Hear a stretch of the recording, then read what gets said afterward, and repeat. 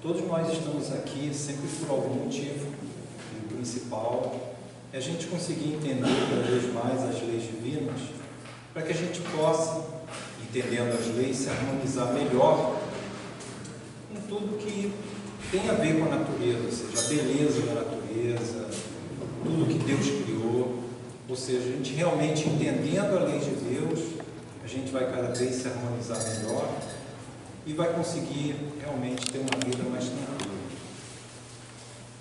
Tudo que a gente vive aqui na nossa existência tem aprendizados, tem lições, e tudo isso faz parte do processo nosso de aprendizado. Hoje a gente vai estudar o assunto caridade e amor ao próximo. Vamos também considerar o capítulo 11 do Livro dos Espíritos, que fala das leis, da lei de justiça, de amor e caridade.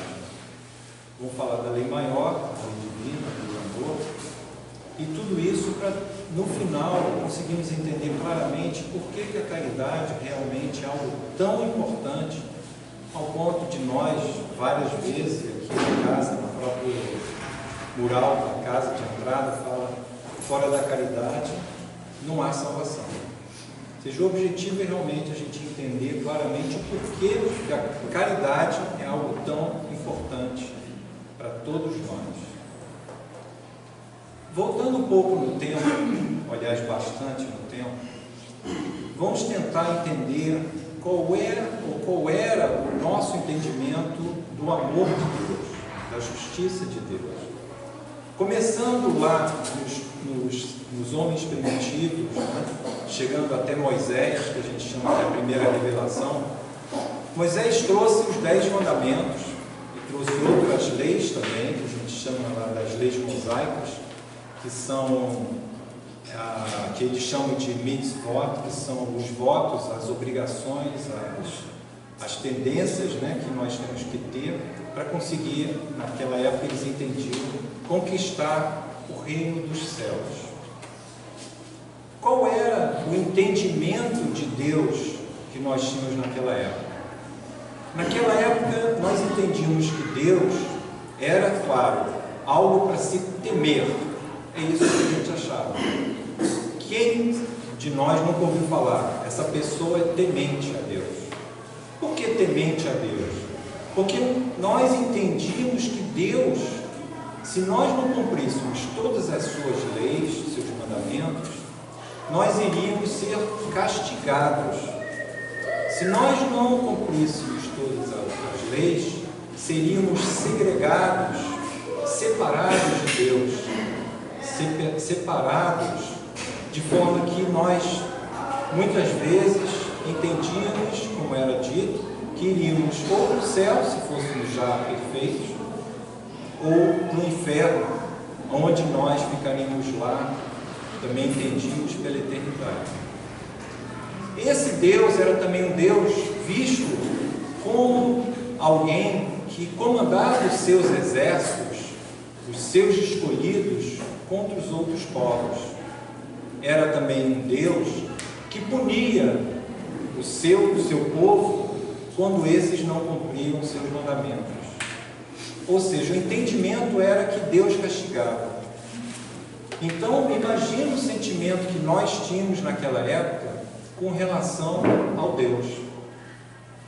Ao mesmo tempo, nós entendíamos que tínhamos que cumprir a lei, mas não entendíamos claramente o porquê de ter que cumprir essas leis. E porquê, quais seriam as consequências? Ir para o inferno, como nós sabíamos, como ainda sabemos, que não somos perfeitos, é natural que naquela época, e hoje ainda, a gente imagina que, como eu não sou perfeito, não adianta eu fazer um esforço, porque de qualquer jeito eu vou para o inferno. Imagina que você coloca um desafio, sei lá, uma pessoa e fala: você tem que correr a 30 km por hora, 1000 léguas. A pessoa olha para aquele desafio e fala assim: não adianta nem começar, porque eu não vou conseguir. Então, muitas vezes nós, quando tínhamos essa noção, essa crença, ou esse entendimento, já começávamos logo de cara a desistir. E muitas vezes, por essas razões, nós nos afastávamos das igrejas ou dos templos. Só que isso foi em torno de 4.000 anos atrás, ou seja, em torno de 3.700 anos atrás. Depois veio Jesus. Jesus trouxe então o que a gente chama da Boa Nova. A Boa Nova, aquela que Jesus trouxe, mostrando quem é o Deus. Deus é um Pai amoroso, um Pai soberanamente justo e bom, um Pai que ama as suas criaturas, um Pai que trata seus filhos com realmente amor, com misericórdia, com paciência. E Jesus foi em toda a sua estadia aqui na terra, trazendo para a gente os exemplos do que seria, ou quais seriam os caminhos para a gente conseguir realmente entender o amor, vivenciar o amor. Então ele explicou, ele falou e ele exemplificou de uma forma tão maravilhosa que hoje, quando a gente começa a aprofundar os estudos, relembrando todas as palavras que ele trouxe, nós conseguimos perceber, pelo menos no fundo do nosso coração, a beleza da Boa Nova e principalmente a beleza do amor infinito de Deus para cada um de nós como filhos desse Pai. Mesmo assim, a gente ainda se pergunta por que nós sofremos tanto. Aonde está Deus? Aonde está esse Pai que me abandonou, me deixando sofrer, me deixando ser assassinado, ou injustiçado, ou perseguido, ou caluniado? Cadê esse Deus que dizem que é um Pai que me castiga? Aonde está esse amor? Ou que amor é esse que a gente não vê Deus? Então, sempre quando a gente para pensar da dificuldade que nós, seres humanos, ainda temos para a gente se transformar, é porque a gente não consegue ainda entender o amor de Deus e a justiça divina. Então, veio então o Consolador prometido por Jesus, que veio à Terra através de Kardec, que a gente fala o bom senso encarnado, que trouxe tudo o que Jesus já tinha dito, já tinha exemplificado, mas de uma forma extremamente mais clara, extremamente detalhada, pôde falar aquilo que na época não podia ainda ser dito, que nós não tínhamos ainda a capacidade de entender, explicou para a gente cada uma das questões que envolvem o nosso sofrimento. Quantas verdades Jesus trouxe. Então hoje, quando a gente estiver avançando nos assuntos e relembrando essas questões, a ideia é que a gente consiga cada vez mais entender o que é a caridade, o que é verdadeiramente o amor que o Evangelho nos traz, nos ensina.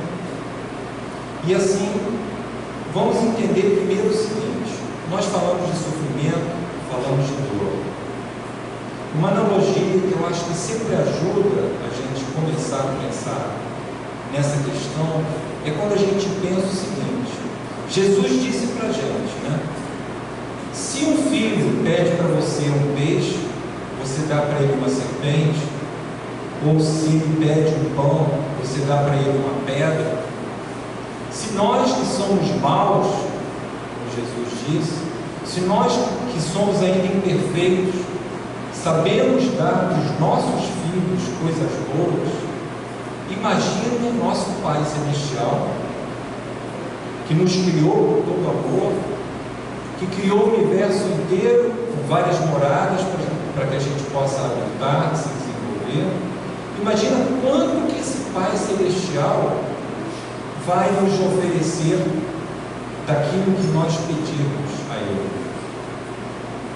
Mas espera aí, se tudo que um pai, que ainda é mau, sabe dar para o filho, e normalmente são coisas boas, e se Deus é mais divino, mais perfeito, soberanamente justo e bom, por que eu sofro?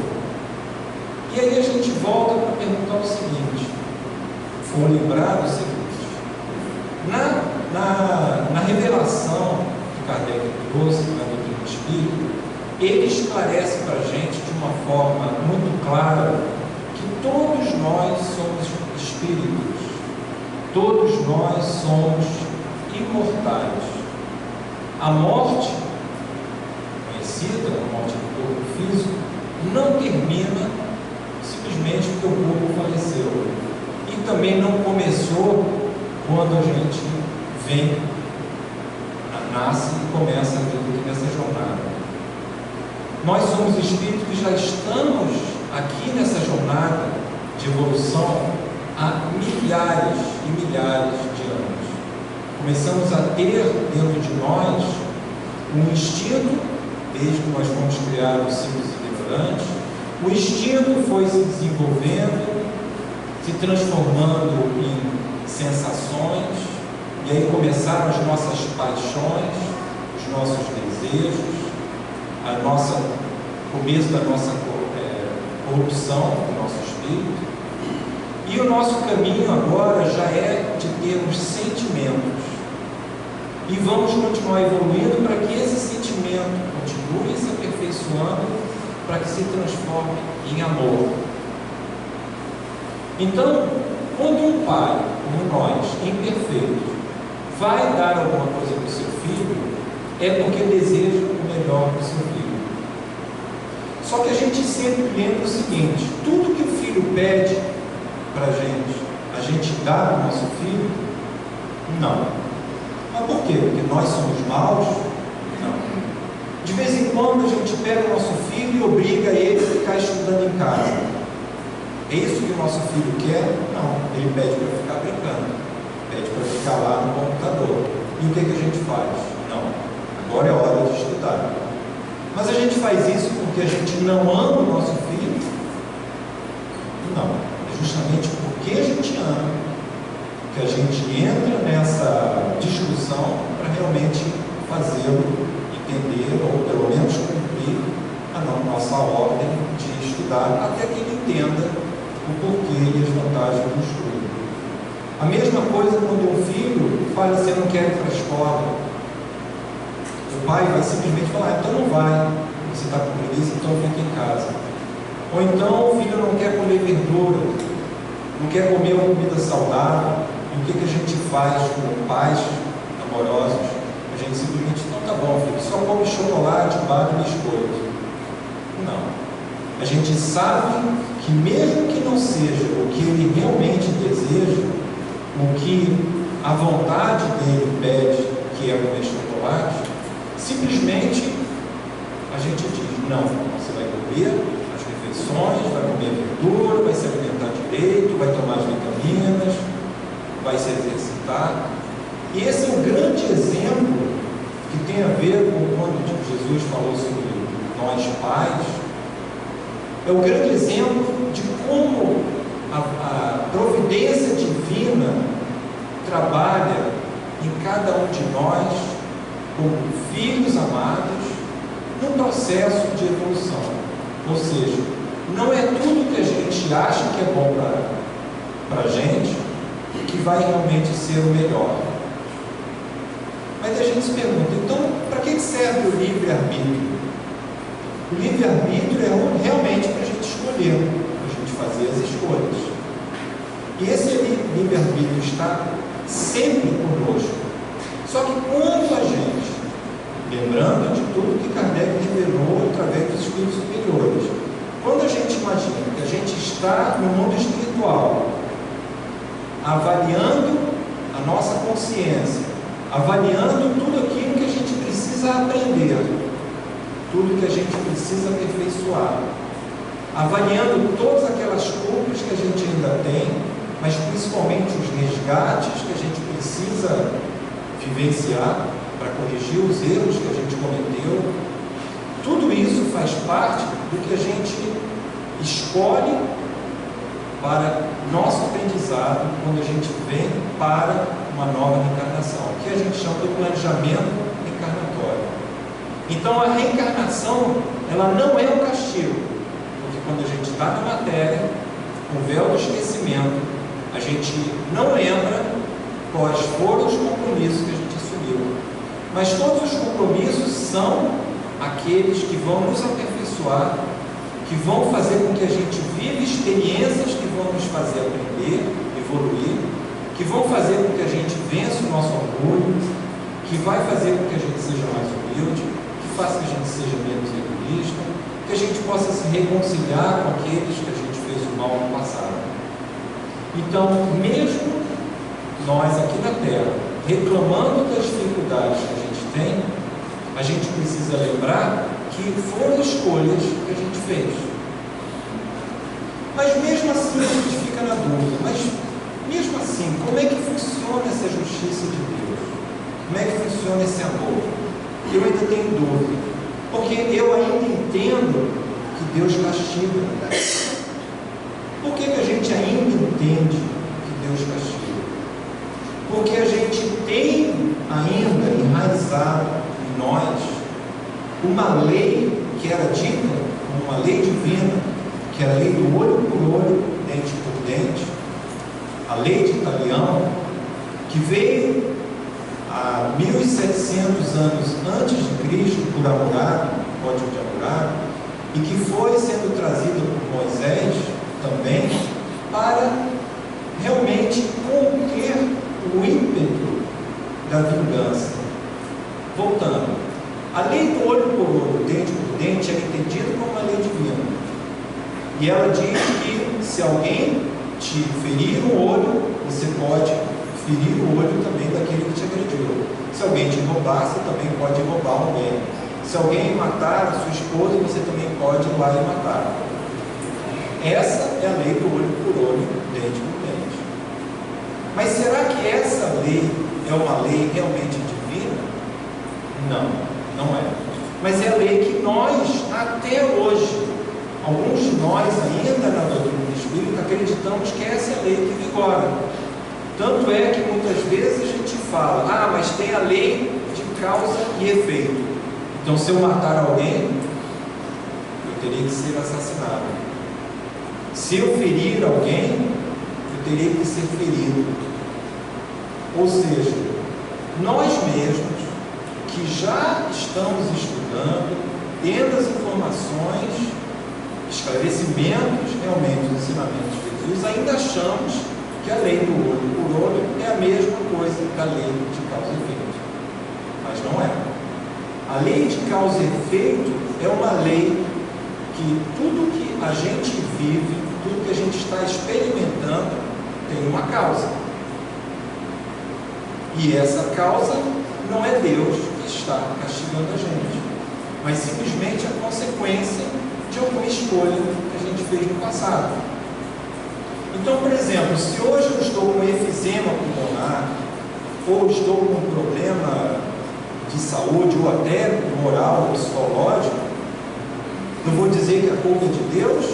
Ou se eu realmente parar para analisar por que do meu sofrimento, de onde que ele veio, eu vou descobrir porque eu fui bem a vida inteira, ou porque eu não tratei minha esposa com respeito, eu não dei a importância para os meus filhos na educação e deixei que neles crescesse o egoísmo, crescesse neles o orgulho. Então, a gente fazendo essa análise, a gente descobre claramente de onde vem a causa do nosso sofrimento. E a causa do nosso sofrimento não veio de ninguém, veio de nós mesmos. Então, a lei de causa e efeito é: o que você planta hoje, você vai colher amanhã. Se eu planto o amor, eu vou colher o amor. Se eu planto o ódio, eu vou colher o ódio. Então, a lei de causa e efeito não é a lei do olho por olho, dente por dente.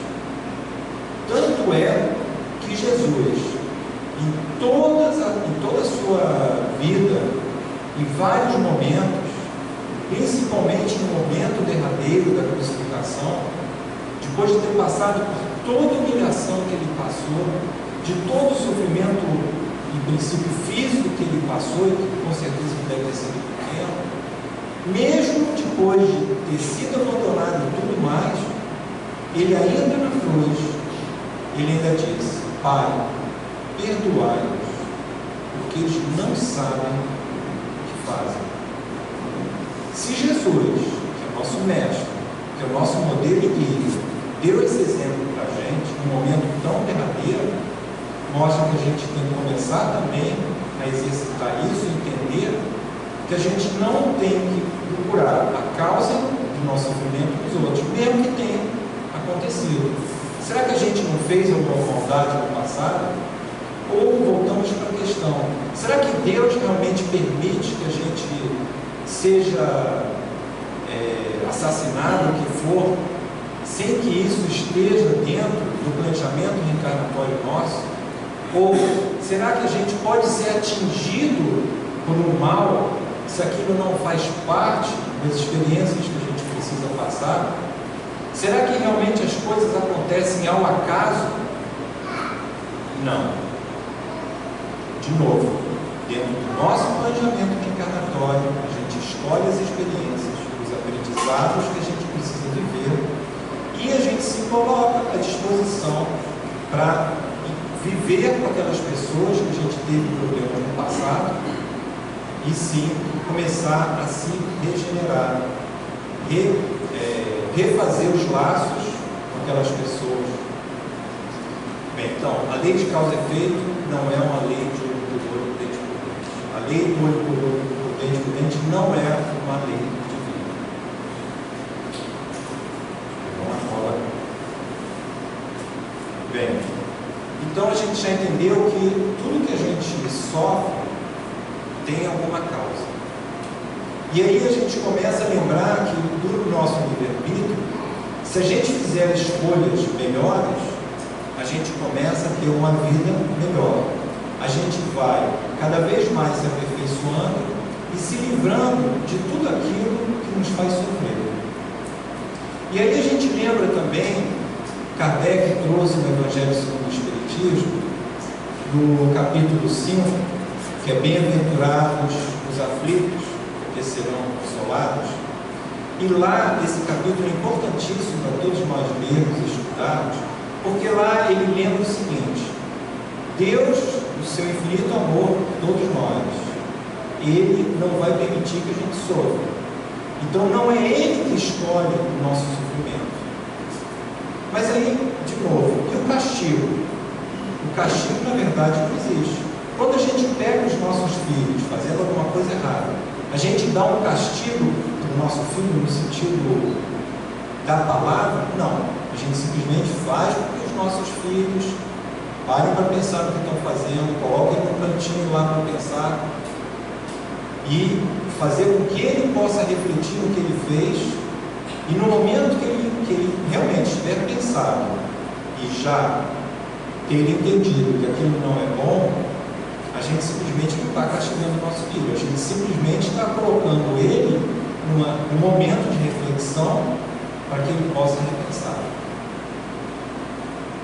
Então, quando a gente coloca o nosso filho na escola, não é porque a gente quer que ele sofra, é porque a gente quer que ele aprenda, que ele se socialize, que ele enfrente as dificuldades normais da convivência com os outros, que ele consiga dominar o seu egoísmo. Então, não é castigo, e sim um amor. Se eu dou vacina para o meu filho, o que eu quero não é castigo, é porque eu quero que ele possa se fortalecer e não pegar uma doença.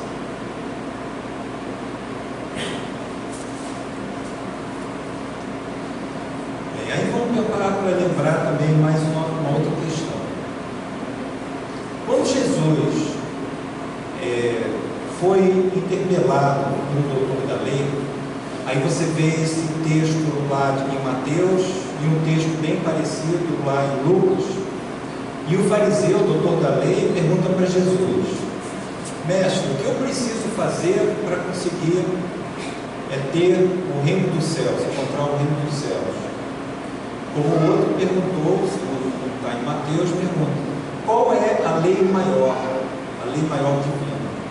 E Jesus disse: a lei maior é: amarás a Deus de todo o seu coração, de todo o seu espírito, de todo o seu ser, e amarás também o próximo como ti mesmo. E nessa lei estão todos os profetas, todas as outras leis, está tudo consolidado na lei de amor.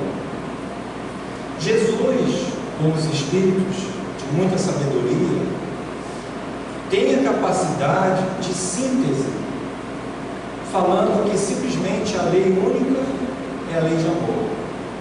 Mas será que a gente consegue entender esse amor? Talvez até a gente possa imaginar que sim. Só que Jesus, mais adiante, nos ensinou uma outra lei. A lei de amar até os vossos inimigos. E ele disse: vós conheceis a lei, que é amar ao próximo e odiar o vosso inimigo. Eu, Jesus, vos digo: não amar até os vossos inimigos, orai pelos vossos inimigos, aqueles que vos caluniam e perseguem, desejar o bem a eles, porque se nós amarmos somente aqueles que nos amam, aqueles que a gente convive, só amarmos aqueles que são da nossa família, que mérito nós teremos? Mas mesmo assim a gente para e pensa assim: mas peraí, como é que eu vou amar os inimigos? Não faz sentido. A própria Kardec perguntou isso para os espíritos superiores. E a resposta dos espíritos superiores foi: esse amor que Jesus disse não é um amor que nós vamos ter com uma pessoa que a gente tem uma simpatia. Porque naturalmente, quando a gente está em algum lugar e aquela pessoa que a gente entende que é nosso inimigo chega até nós, simplesmente a gente não se sente confortável, a gente não se sente confiante. Se aquela pessoa fez uma maldade com a gente, como é que eu vou pegar de novo aquela pessoa e dar um emprego para ela, por exemplo, ou alguma coisa assim? Então, na verdade, o amor que Jesus se referia é o amor que está dentro do contexto do perdão. Dentro do contexto do perdão. E a gente vai chegando aí cada vez mais numa questão extremamente importante. Qual é a definição de caridade? Com certeza a definição de caridade que todos nós vivemos ou aprendemos no passado é que é dar uma esmola. Eu, quando era criança, minha mãe dava lá um dinheiro, uma esmola, para poder dar lá na igreja, na oferta, ou lá o mendigo que estava ali na porta, e eu ia lá todo assim, dava lá a esmola e saía achando que eu já ia para o céu. Porque a esmola é o que a gente entende no nosso passado que é a caridade. Ah, mas não é só a esmola. Eu também entendo que a esmola, eu trazer aqui para a casa espírita, numa igreja, no orfanato, levar lá 1 quilo de arroz, 1 quilo de fubá. Ah, estou fazendo a caridade. Mas será que realmente essa é a caridade que a gente precisa entender de uma forma mais ampla? Aí Chico Xavier até comenta, né, que o pessoal falava: pô, Chico, você está lá trazendo comida para esse pessoal que está necessitado e tudo mais, mas será que realmente não é melhor ensinar a eles a pescar do que simplesmente dar o peixe? E o que o Chico falava? Esses que chegam aqui muitas vezes tão fracos, tão incapacitados, cheios de fome, como é que eu vou para esses convidá-los para vir ouvir um sermão, uma palestra, ouvir estudar, se ele não consegue mal se manter em pé, não vai nem conseguir ficar segurando a vara de pescar? Então a caridade, claro, ela é a caridade material, sim, porque tem pessoas que estão tão fracas que não conseguem nem parar para ouvir uma palavra, o Evangelho, parar para refletir. Então é a caridade material, mas não é de verdade a mais importante. Mas aí então o Kardec pergunta para os espíritos superiores: mas então vocês acham que a esmola não é uma coisa boa? E os espíritos superiores respondem: não é a esmola que a gente acha que não é o ideal, mas sim a forma como a gente dá a esmola. Porque a caridade, a gente simplesmente entregar o dinheiro para uma pessoa que teve a audácia de nos parar na rua, ou bater na nossa porta, simplesmente dar o dinheiro, fechar a porta, isso não é verdadeiramente a caridade. É como Jesus falava lá para os discípulos dele: observa aquela viúva colocando lá a sua oferta, colocando as moedas que para ela fariam toda a diferença, e outros dos fariseus, os doutores da lei, colocando dinheiro e querendo aparecer. Ou seja, que caridade é essa? Dai ao outro sem deixar que sua mão esquerda veja. Ou seja, não dar a caridade esperando uma retribuição. Então, quando a gente pensa na caridade como uma virtude, como um ato, como uma virtude, a gente lembra que quando Jesus foi perguntado sobre a lei maior, o doutor da lei ainda por cima perguntou para ele: mas quem é o meu próximo?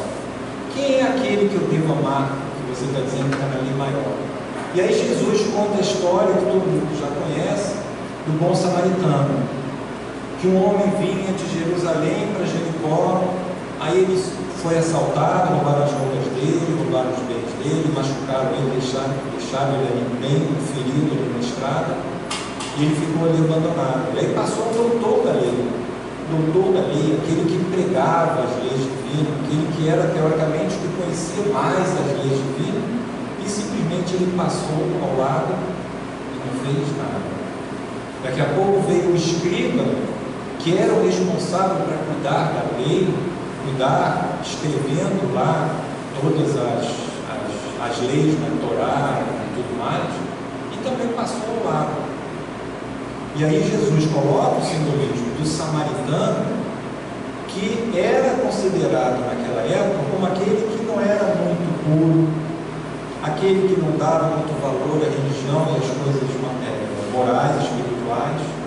Só que o samaritano passou, parou, tratou das feridas daquele homem, sem perguntar qual era a sua religião, sem perguntar de que cidade que ele veio, sem fazer nenhuma pergunta, simplesmente tratou as feridas com o vinho que ele tinha, com o vinagre que ele tinha, deu a ele uma roupa que ele tinha, colocou ele no seu cavalo, levou o ferido ainda até uma estalagem, pagou a hospedagem, pediu para o dono da estalagem ficar de olho nele, e qualquer despesa que ele tivesse, quando esse samaritano voltasse de viagem, ele iria pagar as despesas que ainda fossem ser incorridas. E aí a gente pensa o seguinte: Deus está com amor, mas na hora de dar o exemplo, ele deu o exemplo da caridade.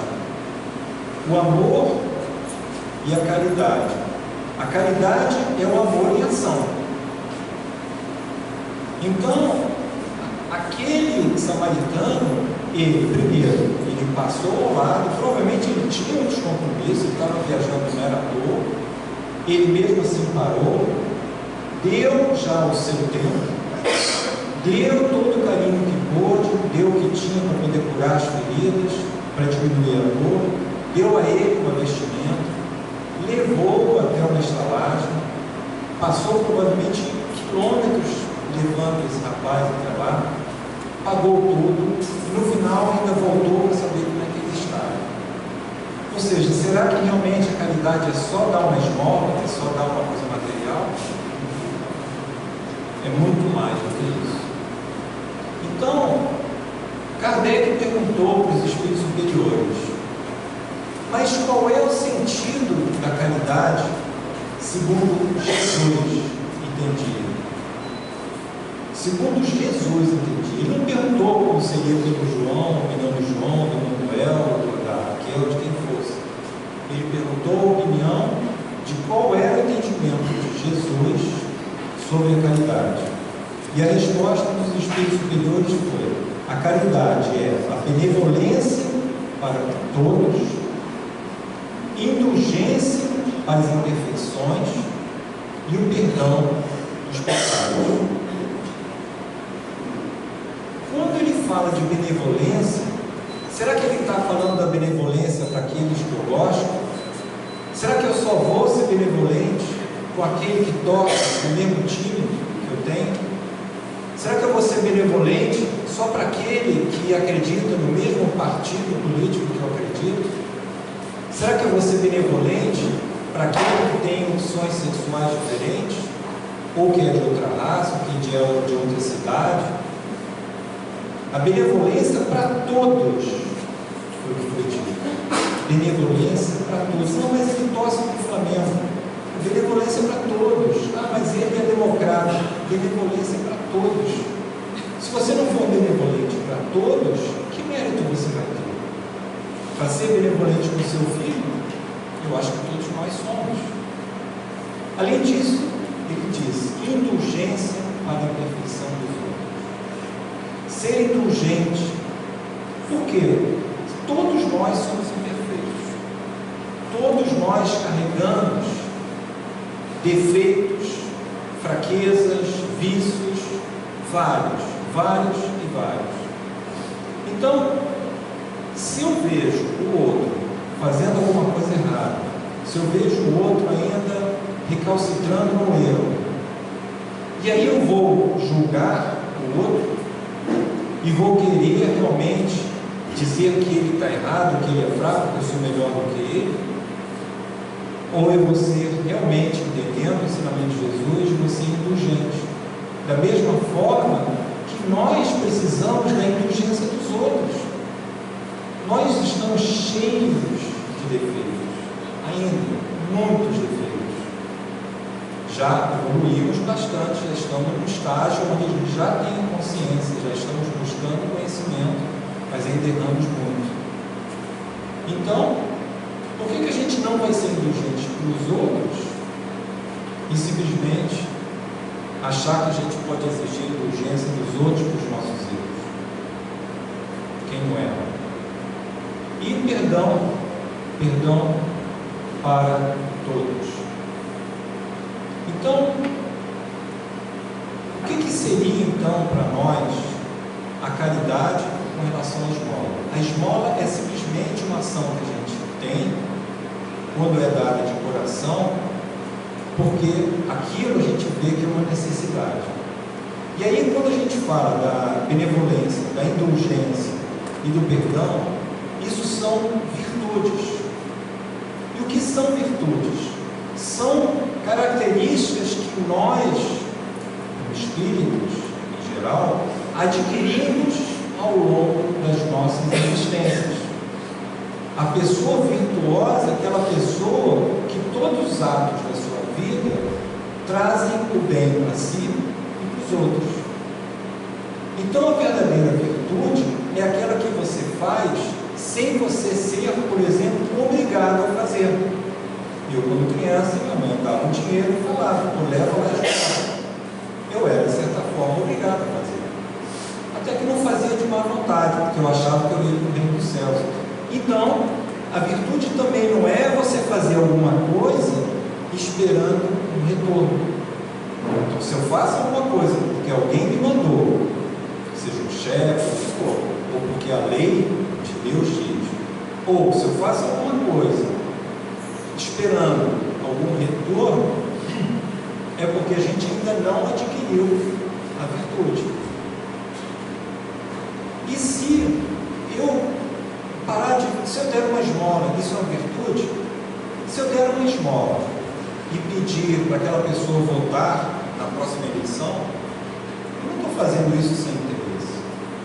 Eu estou fazendo aquilo buscando alguma recompensam por aquilo. Então a virtude, ela é muito mais do que fazer o bem. Fazer o bem é super importante. Fazer o bem é o nosso começo na nossa movimentação para uma direção para que a gente vença aquilo que em nós ainda é mal, que é ruim. Buscar fazer o bem. Mas o fato da gente começar a fazer o bem não quer dizer que é uma virtude. Então as virtudes da caridade, elas são muito mais do que simplesmente você fazer alguma coisa em troca de outra, fazer alguma coisa porque é uma obra. Então eu estou tentando mostrar o seguinte, que a caridade é algo que não é tão simples quando a gente olha a abrangência do que seria uma caridade. Porém, lembrem, começar a fazer o bem, começar a ser caridoso, indulgente, benevolente, perdoar, já é um grande primeiro passo. Então a gente não vai dar um show de perdão, a gente ainda não tem condição de dar um show de benevolência, um show de que vai aparecer no programa de televisão. A gente vai fazer na medida que a gente conseguir fazer, mas a gente precisa fazer, a gente precisa se esforçar, mas não é fácil. Não é fácil. Não é fácil. Será que não é fácil realmente?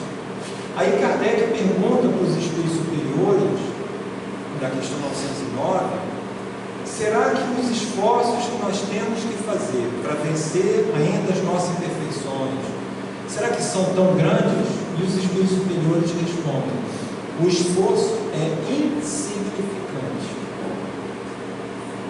É claro que quando eu li isso há algum tempo atrás, para mim, me chamou a atenção. Como assim insignificante? Pô, eu mal consigo perdoar. Eu ainda faço uma maledicência toda hora. É só alguém vir do meu lado começar a fofocar que eu já entro naquela maledicência. É só alguém falar que torce para um outro time que eu já viro a cara. Quando se fala de política, então, caramba.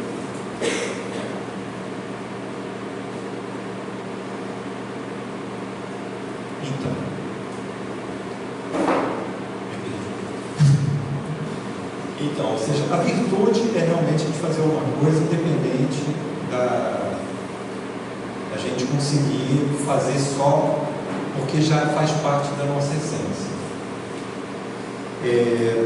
Bem, voltando a falar um pouquinho sobre as leis divinas e falando sobre Kardec, quando Kardec pegou o assunto, a lei maior, o Evangelho, e ele foi colocar esse assunto para ser estudado no Livro dos Espíritos, ele colocou no capítulo, ele colocou na parte terceira do capítulo 1 até o capítulo 11, ele colocou todas as leis naturais, as leis divinas, as leis da natureza. Ele foi explicando um por um. Primeiro explicou, claro, que a lei natural é uma lei divina, que a lei divina é imutável, que a lei divina ela é válida em todo o universo. Ele falou que todos nós temos dentro de nós, na nossa consciência, o conhecimento das leis divinas. Estão em nós, como uma semente que precisa ser brotada. E desde todos os tempos, Deus envia aqui ao nosso planeta espíritos mais elevados para fazer com que nós possamos relembrar, trazer ou fazer brotar na nossa consciência as leis divinas. Só que ele foi falando de várias leis morais, a lei de destruição, transformação, a lei de evolução, a lei de liberdade, a lei de igualdade, e ele foi falando todas as leis e finalmente ele culminou com a lei de justiça, de amor e caridade, e que é a maior lei, segundo o próprio Kardec, doutor dos Espíritos Superiores, eles respondem, é a maior lei porque ela abrange todas as outras leis e ela faz com que cada um de nós possamos nos transformar da mesma forma que Jesus tinha respondido. Jesus disse, é o amor, e Kardec trouxe para o nosso nível de entendimento que é sim o amor, que são as asas do maior sentimento que a gente pode ter, mas a gente ainda precisa entender dado nosso processo de evolução ainda, que a gente precisa ter de um lado as perninhas que vão fazer com que o amor possa voar, da justiça de um lado e da caridade do outro. O que seria então as pernas da justiça? Seria a igualdade de todos nós, a fraternidade e a liberdade. São leis que dá justiça divina para nós, que é um dos tripés. Então, como que é a justiça? O que é a justiça? A justiça é que todos tenham reconhecidos e protegidos os seus direitos. Aí Kardec perguntou para o Espírito Superior, mas quais são esses direitos? Aonde que estão descritos esses direitos? E o Espírito Superior responde, nas leis humanas e nas leis divinas. Nas leis humanas, porque todos nós que vivemos em sociedade precisamos de leis. O maior exemplo é as leis de trânsito. Se não tivesse lei de trânsito, seria um caos. Se não tivessem as leis, também seria um caos. Mas as leis humanas ainda são imperfeitas, mas já são melhores do que eram há 200 anos atrás, há 500 anos atrás. É só a gente voltar e lembrar que nós achávamos que a escravidão era uma coisa normal, que era uma coisa justa. Os povos derrotados poderiam ser escravizados. Nós achávamos isso. Hoje, choca a gente imaginar que a gente vai pegar uma pessoa, um ser humano, um irmão nosso, e fazer as maldades que eram feitas. E a liberdade que todos nós temos de fazer as nossas escolhas. A liberdade de ir e vir, a liberdade de usar o nosso livre-arbítrio. Mas Kardec perguntou também para os espíritos superiores: o sentimento de justiça, ele está na natureza ou ele é resultado de ideias preconcebidas? E os espíritos superiores respondem: está de tal forma na natureza que nós, qualquer um de nós, nos revoltamos quando a gente vê uma injustiça. Nos revoltamos quando a gente vê o idoso sendo agredido, maltratado, abandonado, quando a gente vê uma criança sendo maltratada, quando a gente vê tanta falcatrua. Isso já, independente do nosso nível social e cultural, já nos faz revoltar.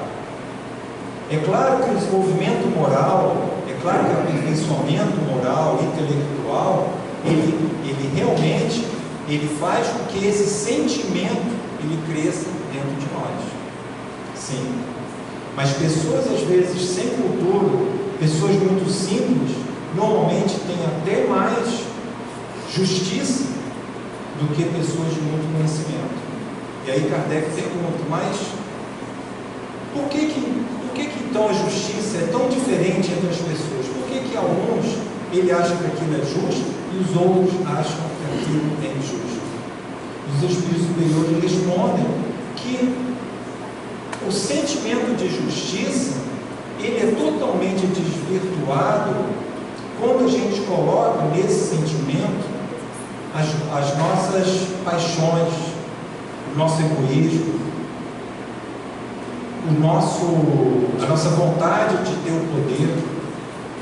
Então, apesar de ter efetivamente um sentimento, nós fazemos com que o verdadeiro sentimento de justiça seja abafado. E aí chama a atenção de que todos nós temos que prestar atenção em relação a sermos justos. E aí então Kardec pergunta: mas segundo a lei divina, qual é a verdadeira justiça? A verdadeira justiça, como Jesus disse, é querer aos outros aquilo que nós queremos para nós mesmos.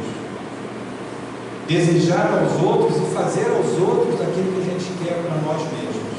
Então esse é o sentimento de justiça, o verdadeiro sentimento de justiça. Se nós temos esse entendimento, fica mais fácil, na nossa própria consciência, a gente sempre quando for fazer alguma coisa pensar: será que se o outro fizesse isso comigo, eu ia achar que estava certo? Então isso é a justiça. A justiça exagerada, se ela não tiver o amor, se não tiver a caridade, a gente tem um mundo simplesmente onde a justiça realmente é cega e não cuida daqueles que precisam da caridade, que precisam da nossa benevolência, que precisam ter a oportunidade de se reerguer. E lembrem, o perdão, que é extremamente importante, não só para aquele que fez o mal contra a gente, mas principalmente para nós mesmos. O perdão nos liberta. E lembrem que nas bem-aventuranças Jesus diz: bem-aventurados os misericordiosos, porque obterão a misericórdia. Perdoar para ser perdoado. Igual quando a gente reza a oração, né, Pai Nosso: Senhor, perdoai as minhas ofensas, assim como eu perdoo. Ou seja, perdoar para ser perdoado. Ai daquele que diz: eu nunca vou perdoar, ou eu não consigo perdoar. Não consegue, não. Você tem que aprender a perdoar. E mais, Jesus disse: reconciliai-vos com os vossos irmãos enquanto estáis a caminho. Então, enquanto nós estamos nessa vida na matéria, se a gente for lá e pedir o perdão, ou aceitar o perdão, a gente simplesmente já consegue naquele momento já resgatar e se livrar do ódio que muitas vezes acontece quando a gente faz o mal, sai dessa vida e fica perseguindo o outro ou sendo perseguido. Então a vingança é ainda um resquício nosso do olho por olho, dente por dente. Mas quem se coloca na posição de vingador, simplesmente, em vez de vítima, passa a ser um algoz. Em vez daquele que poderia receber todas as bênçãos da ajuda espiritual para voltar a conquistar aquilo que perdeu, simplesmente se transforma em algoz, tão culpado contra aquele que fez aquele erro. E mais, a gente simplesmente assume o papel de juiz, sem Deus ter dado para a gente esse papel, e a gente passa a julgar os outros com as nossas medidas, com a nossa inferioridade. E a gente acaba não fazendo a justiça correta.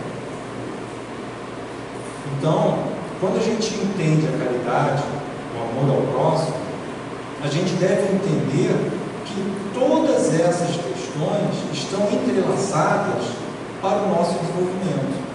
E vamos lembrar que para a gente fazer a nossa transformação, o esforço é insignificante. Mas o que nos falta? O que nos falta é a vontade da gente se transformar. E aí a gente para pensar: se os nossos pais ajudam a gente a se desenvolver e vencer, e quando a gente cresce, a gente também precisa fazer esforço ao longo de toda a nossa vida, porque a vida de ninguém é fácil. Se a gente sabe fazer esse esforço, por que a gente não pode fazer um esforço onde realmente é o nosso tesouro maior, que são os nossos valores espirituais, em vez de a gente ficar dando valor àquele tesouro que é material e que simplesmente vai ficar? Que nós possamos entender, estudar, nos dedicar a essas questões, porque elas é que vão nos libertar. Conhecerás a verdade, ela vos libertará. E a verdade, os ensinamentos de Jesus, revelados no manual da doutrina espírita, nos manuais, nos livros, são realmente a receita do que a gente precisa. Então, que a gente possa realmente ter mais vontade, coragem, humildade e menos egoísmo no nosso coração. Sejamos humildes para aceitar que nós estamos ainda imperfeitos e que todas as dores que a gente sente, todos os sofrimentos, eles são proporcionais às nossas imperfeições. Quanto mais imperfeito, mais eu vou sofrer. Então, quanto menos imperfeição eu tiver, menos eu vou sofrer. Então, será que não vale a pena? Vale. Que Deus dê força para a gente, coragem e determinação. Assim, sim.